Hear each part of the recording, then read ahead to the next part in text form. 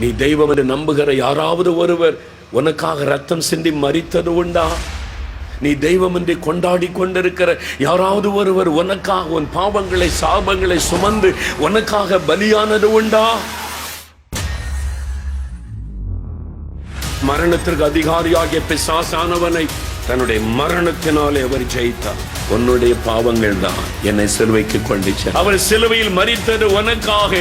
அவர் மரிப்பதற்காகவே இந்த உலகத்தில் வந்தார். அவர் மரித்து உயிரோடு கூட எழுந்தார். மனு குலத்திற்காக மரித்து சாத்தானை மீது ஜெயம் கொடுத்தவர் இயேசு. நமக்காக சிலுவையில் மரித்தது உண்மை. அவர் உயிரோடு கூட எழுந்தது உண்மை. இன்றைக்கும் உயிரோடு கூட இருப்பது உண்மை.